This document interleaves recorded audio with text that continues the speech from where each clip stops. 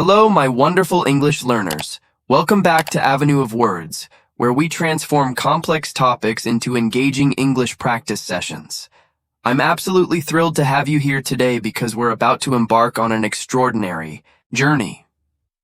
A journey that will take us to the darkest, most mysterious corners of our universe, while simultaneously expanding your English vocabulary and listening skills. Today, we're diving deep into one of the most fascinating phenomena in space, black holes. But here's what makes this special. We're not just learning about science. We're using this incredible topic to practice real-life English phrases, improve your listening comprehension, and discover how scientific concepts can actually motivate us in our daily lives. Before we begin, let me ask you something. Have you ever felt like giving up on learning English? Have you ever thought that mastering this language was impossible, like trying to escape from something so powerful that nothing can break free? Well, today you'll discover that even black holes, the most inescapable forces in the universe, can teach us valuable lessons about persistence, determination, and the beauty of the unknown. So grab your notebooks, settle in comfortably, and prepare to explore the cosmos while strengthening your English skills. Trust me, by the end of this journey, you'll have learned dozens of new vocabulary words, practiced advanced listening skills, and gained a fresh perspective on both science and language learning. Let's start with the fundamental question that every curious mind asks. What exactly is a black hole? Now don't worry if you're a beginner. I'll explain everything using simple, clear language, and then we'll gradually build up to more complex concepts. Imagine, if you will, a cosmic vacuum cleaner, but not just any vacuum cleaner. Picture the most powerful suction device you could ever imagine, so incredibly strong that it pulls in everything around it: dust, gas, planets, stars, and even light itself. That's essentially what a black hole is. A region in space where gravity has become so intense, so overwhelming, that nothing can escape once it gets too close. The phrase black hole itself is quite descriptive when you think about it. We call it black because no light can escape from it, making it invisible to our eyes. We call it a hole because it seems to be an empty space that swallows everything around it. But here's a fascinating fact that might surprise you. A black hole isn't actually empty. It's quite the opposite. It contains an enormous amount of matter compressed into an incredibly tiny space. Let me give you a real-life comparison that might help you understand this concept better. Think about a sponge. When it's dry and expanded, you can easily poke your finger through it. But imagine if you could squeeze that same sponge down to the size of a marble while keeping all the same material inside. It would become incredibly dense, wouldn't it? A black hole is similar, except we're talking about the mass of entire stars, compressed into a space smaller than a city. This brings us to an important English phrase that scientists often use: point of no return. In everyday English, we use this expression to describe a moment when you can't go back to how things were before. For example, you might say, "Once I moved to a foreign country to learn English, it was the point of no return. I had to succeed." In the context of black holes, the point of no return is called the event horizon. The event horizon is like an invisible boundary around the black hole.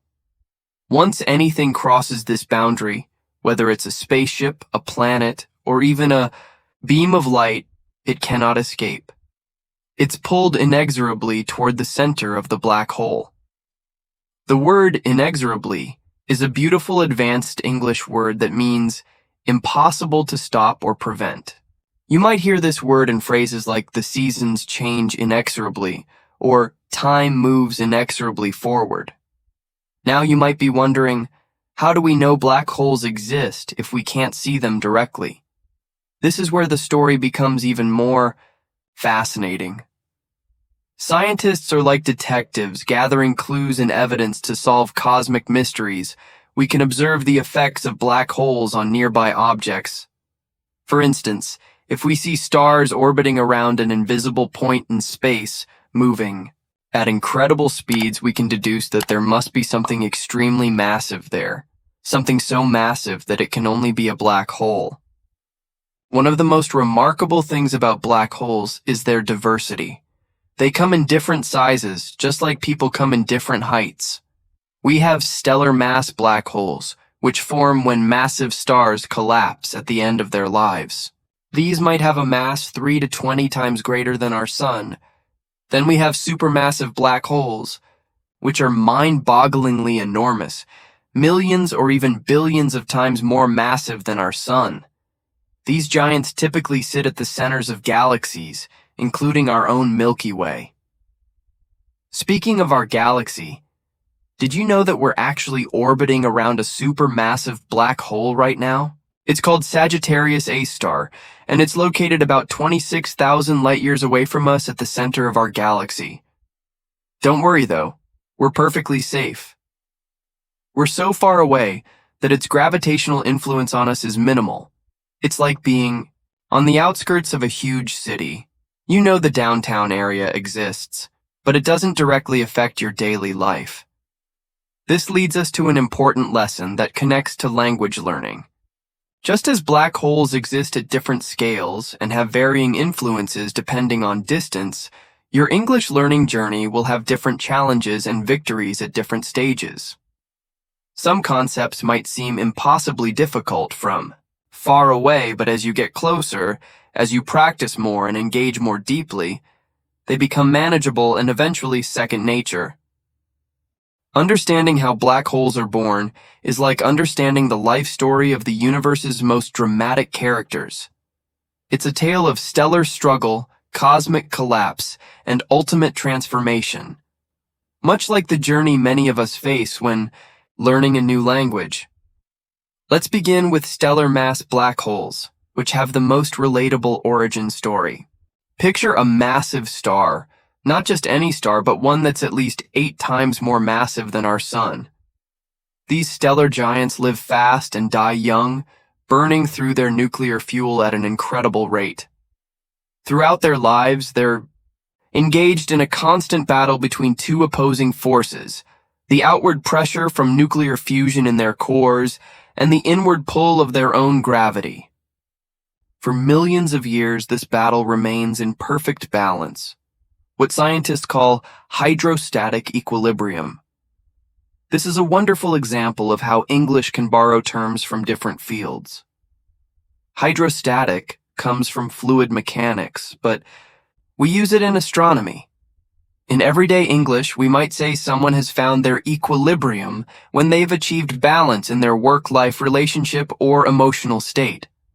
But eventually, like all great battles, this cosmic struggle reaches a climax.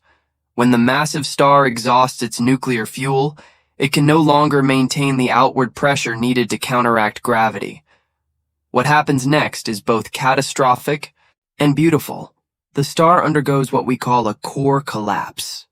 The outer layers of the star explode outward in a brilliant supernova, while the core implodes with such violence that protons and electrons are crushed together, forming an object so dense that a teaspoon of its material would weigh as much as a mountain. The phrase core collapse is interesting from a language perspective. In English, we often use core to refer to the most essential part of something. We talk about core values, core beliefs, or the core of an argument. When we say something has collapsed at its core, we mean its fundamental structure has failed. This metaphor works beautifully for describing both stellar death and personal challenges we face in life. If the collapsing core has a mass greater than about 3 times our sun's mass, what physicists call the Chandrasekhar limit, nothing in the known universe can stop the collapse.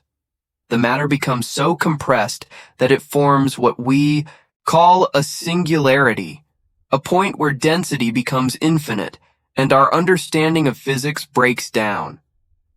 Now let's talk about supermassive black holes, which have a more mysterious origin story. These cosmic behemoths, containing millions or billions of solar masses, present one of the greatest puzzles in modern astronomy. How did they grow so large? How did they form so early in the universe's history? Scientists have proposed several theories, and I love sharing these because they demonstrate how scientific thinking works, how we develop hypotheses, test them, and refine our understanding. One theory suggests that supermassive black holes began as seed black holes in the early universe, perhaps formed from the first generation of massive stars. These seeds then grew by accreting, or gradually consuming, surrounding gas, dust, and even other black holes over billions of years. The word accretion comes from the Latin word meaning to grow. In English, we use related words like accrue, as in interest accrues in your bank account. The process of accretion in space is like compound interest, slow at first, but accelerating over time as the growing black hole's gravitational influence expands. Another fascinating theory proposes that some supermassive black holes formed directly from the collapse of massive gas clouds in the early universe, skipping the stellar phase entirely. These are called direct collapse black holes, and they represent a shortcut in cosmic evolution, like learning a language through immersion rather than traditional classroom methods. What's particularly intriguing is that we've discovered supermassive black holes in galaxies that formed when the universe was less than 1 billion years old. This is puzzling because it seems there wasn't enough time for them to grow from stellar mass seeds to their observed sizes.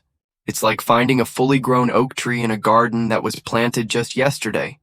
It forces us to reconsider our assumptions about how growth and development work. This uncertainty in science mirrors the journey of language learning. Sometimes, progress seems impossibly slow, and we wonder if we'll ever reach our goals. Other times, we experience sudden breakthroughs that surprise us with their speed and scope. The key insight from studying black hole formation is that there are multiple pathways to achieving the same result, just as there are multiple ways to become fluent in English. The life of a black hole after its formation is equally fascinating. Contrary to popular belief, black holes don't just mindlessly consume everything around them, they're actually quite selective about what they eat. If our sun were suddenly replaced by a black hole of the same mass, Earth would continue orbiting normally. We wouldn't be sucked in. The gravitational effect would be identical. We'd just lose our source of light and heat. Black holes grow, primarily through accretion, slowly consuming gas and dust from their surroundings. As this material spirals inward, it forms what's called an accretion disk, a swirling, superheated ring of matter that glows brilliantly before disappearing forever beyond the event horizon. These accretion disks are among the brightest objects in the universe, visible from billions of light years away. Now we're entering the realm where physics becomes almost magical, where the laws of nature reveal their most extreme and counterintuitive behavior. The physics of black holes challenges our everyday understanding of reality and introduces us to concepts that sound like science fiction but are absolutely real. Let's start with gravity itself. In our daily lives, we experience gravity as a simple downward force. Apples fall from trees, we stay planted on the ground, water flows downhill. But Einstein showed us that gravity is actually something much more profound. It's the curvature of space-time itself. Imagine a stretched rubber sheet representing the fabric of space. If you place a heavy bowling ball in the center, it creates a depression, curving the sheet around it. Now, if you roll a marble across the sheet, it will curve toward the bowling ball, following the contours created by the heavy object. This is essentially how gravity works. Massive objects bend space and time, and other objects follow these curves. A black hole represents the ultimate extreme of this curvature. It's like placing an infinitely heavy object on our rubber sheet, creating a depression so deep that it forms a bottomless pit. Anything that gets too close slides down this cosmic slide and can never climb back out. The boundary of this inescapable region is what we call the event horizon. The term event horizon is beautifully descriptive in English. An event is something that happens, and a horizon is the boundary of what we can see. Combined, event. Horizon literally means the boundary beyond which we cannot observe events. It's the cosmic equivalent of a one-way mirror. We can see things falling in, but nothing that happens inside can ever be communicated to us outside. But here's where things get truly mind-bending. Time itself behaves strangely near black holes. This phenomenon is called gravitational time dilation, and it's one of the most fascinating confirmations of Einstein's theories. As you approach a black hole, time begins to slow down relative to distant observers. Let me paint you a picture to illustrate this concept. Imagine you have a twin who volunteers for a dangerous mission to explore a black hole. As your twin approaches the event horizon in their spacecraft, something remarkable happens from your perspective. You would see your twin moving slower and slower, their clock ticking more and more gradually. The light from their spacecraft would become redder and dimmer as it struggles to escape the black hole's gravitational pull. From your twin's perspective, however, everything would seem normal. Their watch would tick at its usual rate, and they would cross the event horizon in a finite amount of time. But you, watching from a safe distance, would never actually see them cross the boundary. To you, they would appear frozen at the edge, fading gradually into invisibility as their light becomes too red and faint to detect. This scenario introduces us to the beautiful English phrase, two sides of the same coin.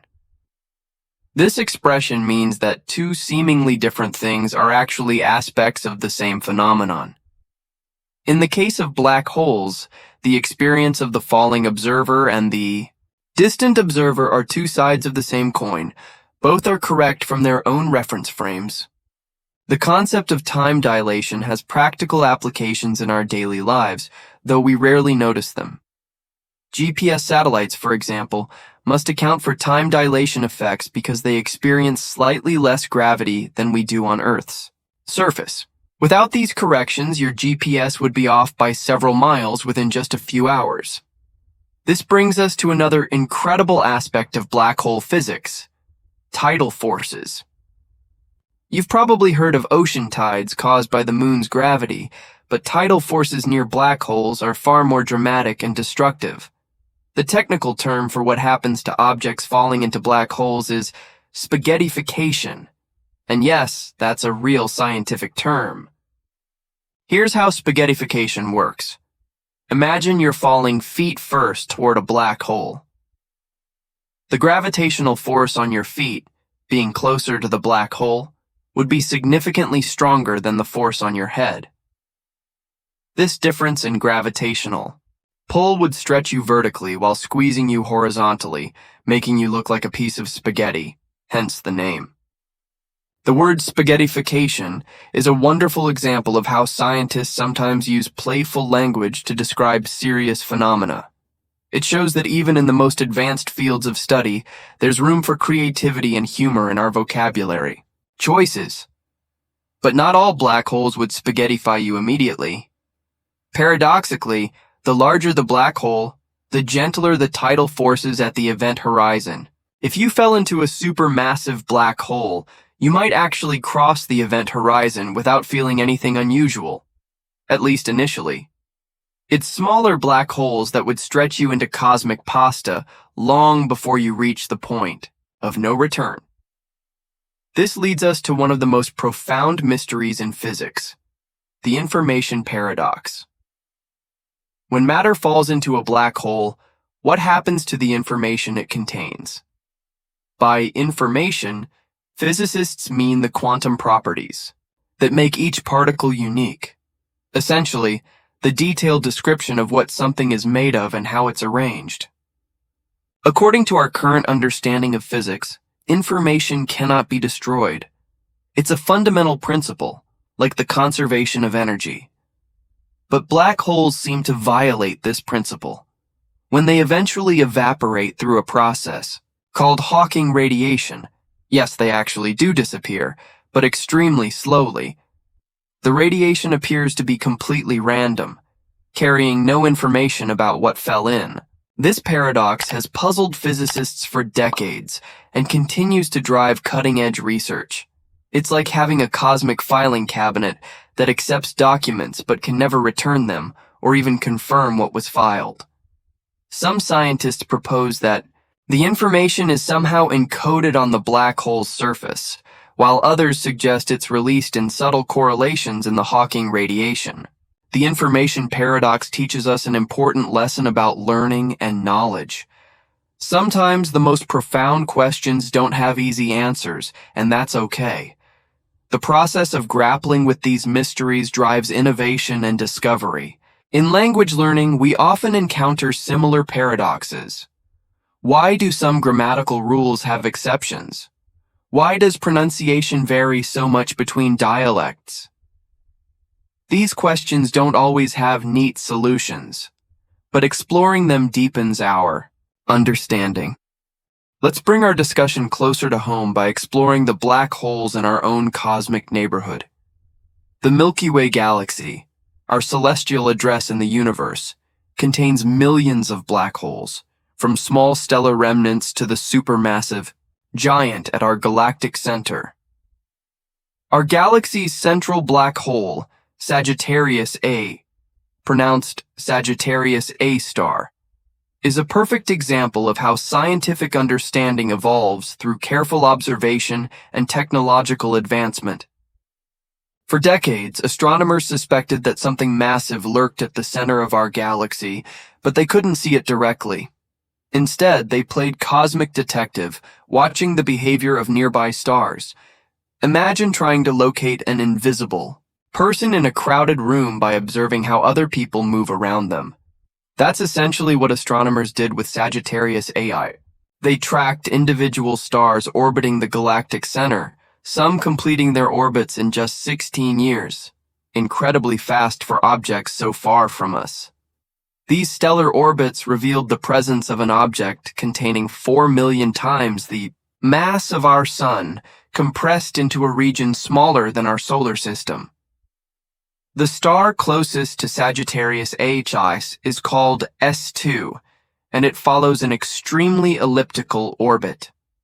At its closest approach, S2 reaches speeds of up to 3% the speed of light. That's about 9,000 kilometers per second. Watching S2's orbit has allowed scientists to test Einstein's theory of general relativity in the most extreme gravitational environment accessible to us. The phrase closest approach is useful in many contexts beyond astronomy. In everyday English, we might say someone made their closest approach to solving a problem, or that a negotiation reached its closest approach to success.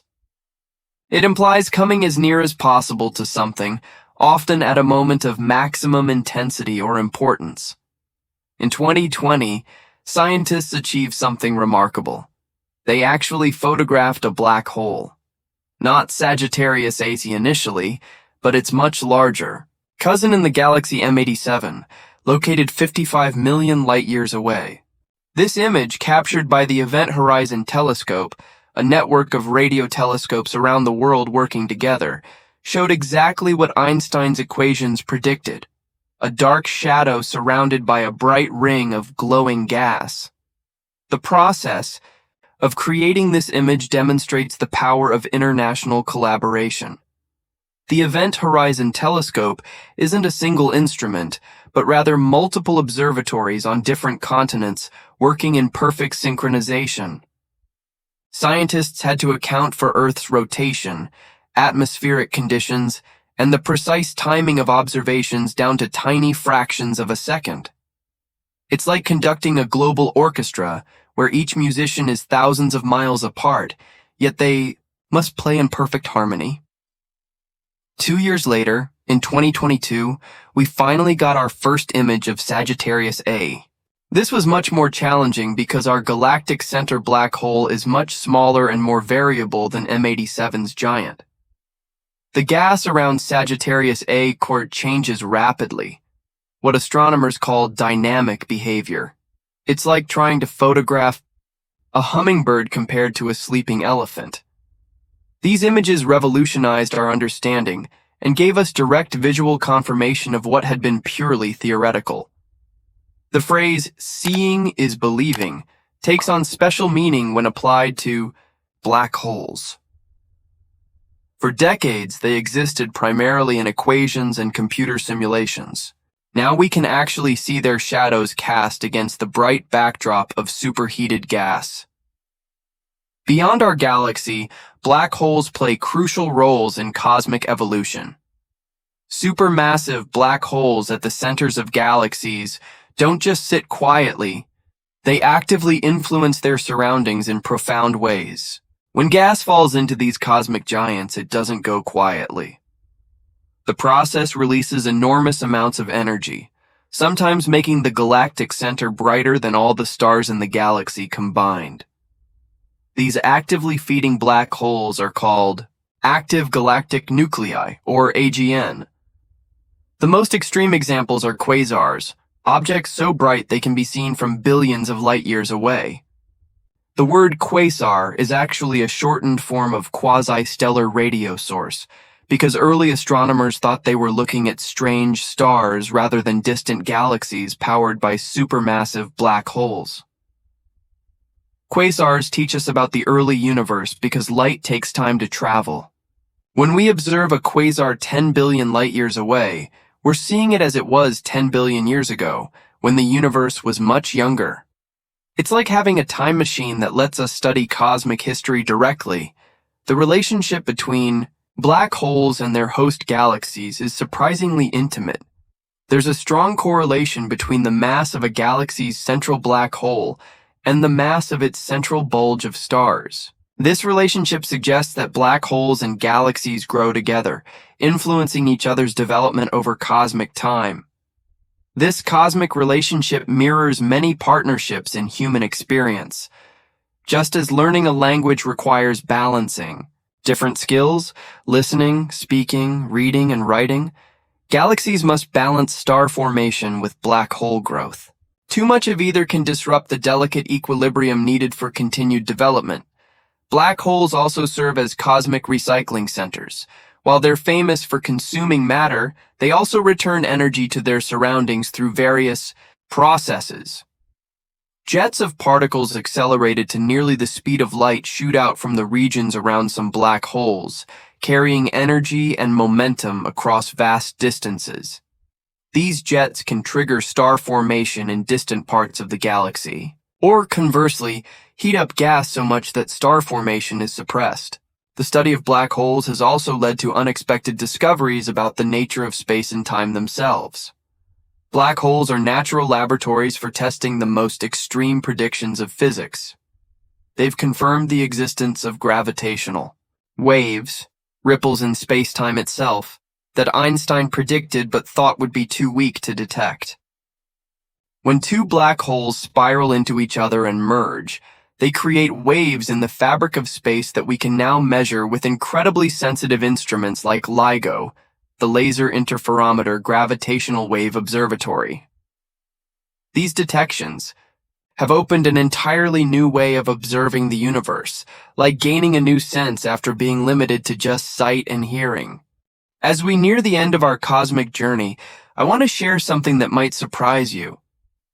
Black holes offer profound lessons about learning, growth, and personal development. The parallels between these cosmic phenomena and our own learning experiences are both striking and inspiring. Consider the concept of the event horizon, that point of no return around a black hole.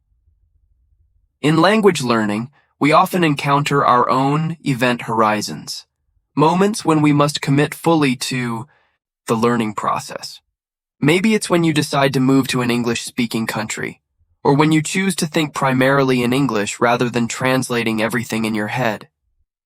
These are your personal points of no return, moments when you cross into a new realm of linguistic experience. Just as nothing can escape a black hole's event horizon, once you truly commit to mastering English, there's no going back to being a non-English speaker.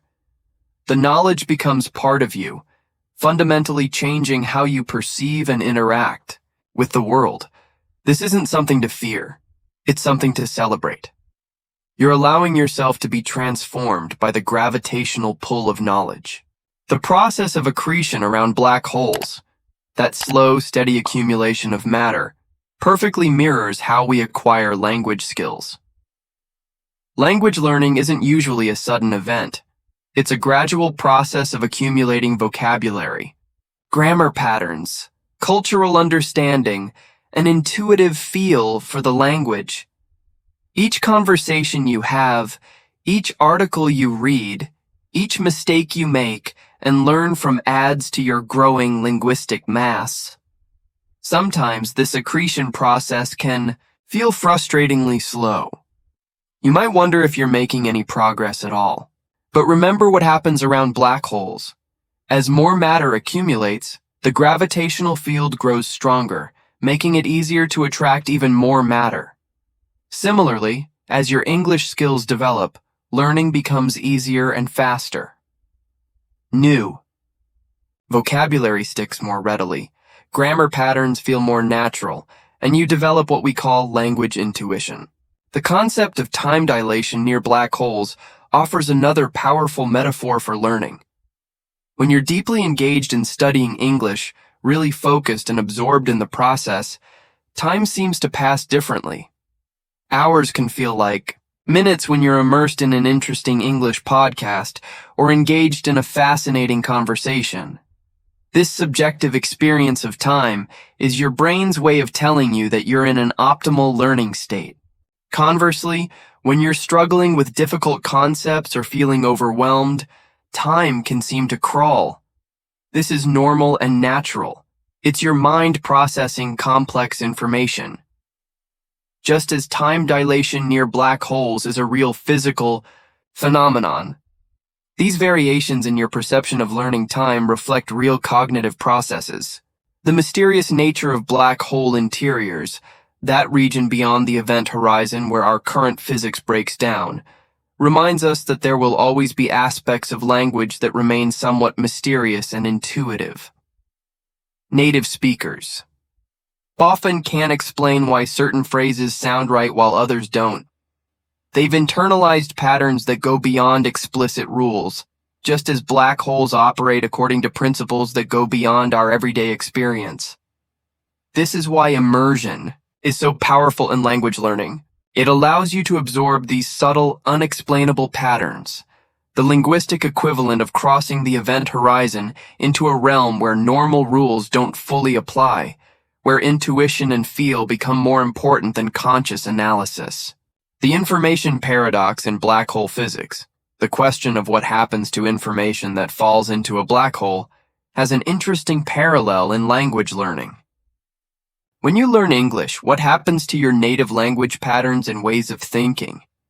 Are they destroyed, transformed, or somehow preserved in a new form? Many multilingual people report that learning additional languages doesn't diminish their first language, but rather enriches their overall linguistic consciousness. It's as if the information isn't lost, but rather encoded in new and more complex ways. Your brain becomes like a cosmic library, storing multiple linguistic systems that can interact and inform each other. The collaborative nature of black hole research, exemplified by projects like the Event Horizon Telescope, shows us the power of working together toward common goals. No single observatory could have captured those historic black hole images. It required coordinated effort from teams around the world. Similarly, language learning is enhanced by collaboration. Conversation partners, study groups, online, communities, and cultural exchange. Don't try to be a lone wolf in your English learning journey. Embrace the collaborative spirit of the scientific community. Share your questions, celebrate others' successes, and remember that everyone's contribution makes the whole community stronger. The fact that black holes were once purely theoretical constructs that we now can actually photograph teaches us about the power of persistence in pursuing seemingly impossible goals. For decades, black holes existed primarily in equations and imagination. Scientists worked with incomplete information, making educated guesses and testing hypotheses. Yet they persisted, developed new technologies, and eventually achieved what once seemed impossible. Your English learning journey might sometimes feel like pursuing a theoretical goal, something that exists in your imagination, but seems impossibly distant in reality. But remember the black hole researchers. Persistence, creativity, and gradual technological advancement, in your case improved learning strategies and accumulated practice, can make the impossible possible. The extreme conditions around black holes, immense gravity, twisted space-time, temperatures of millions of degrees, remind us that growth often occurs under pressure. The most beautiful and energetic phenomena in the universe, like the brilliant accretion disks around black holes, emerge from extreme conditions. Similarly, some of your most significant English learning breakthroughs might come during challenging periods. When you're struggling with difficult concepts, facing the pressure of an important presentation, or pushing yourself beyond your comfort zone. These intense learning moments, like the extreme physics near black holes, can produce remarkable results. As we conclude our journey through the fascinating world of black holes, I want you to take a moment to reflect on how far we've traveled together, not just through space, but through language, concepts, and ideas. Today, you've encountered dozens of new vocabulary words, from inexorably and equilibrium to spaghettification and accretion.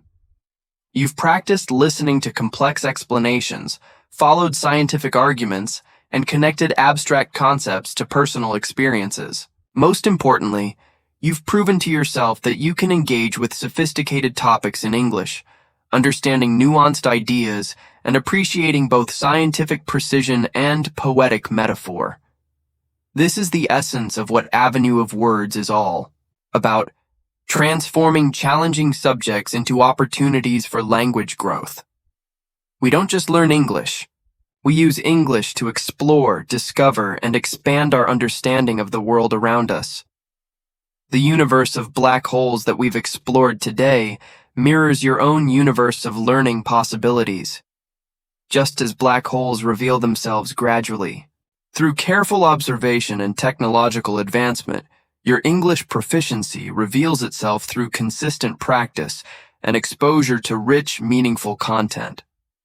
Remember that every expert was once a beginner. The scientists who first theorized about black holes, who built the instruments to detect them, who captured those historic images, they all started with curiosity, questions, and the willingness to venture into the unknown. Your English learning journey requires the same spirit of exploration and discovery. As you continue on your path to English mastery, carry with you the lessons of the cosmos. Be patient with the process of accretion. Allow your skills to accumulate gradually but persistently. Embrace the event horizons in your learning, those moments when you must commit fully to growth and transformation. And remember that the most spectacular phenomena in the universe arise from the interplay of simple forces operating over vast scales of time and space. Your English learning journey is your personal exploration of space and time, the space of human communication, and the time needed for mastery to emerge. Like the universe itself, your potential for growth is essentially limitless. Thank you for joining me on this incredible journey through the cosmos and through language. I hope you've enjoyed this unique blend of science and English practice. If this video has helped improve your listening skills, expanded your vocabulary, or inspired you to continue your learning journey, please give it a thumbs up and subscribe to Avenue of Words.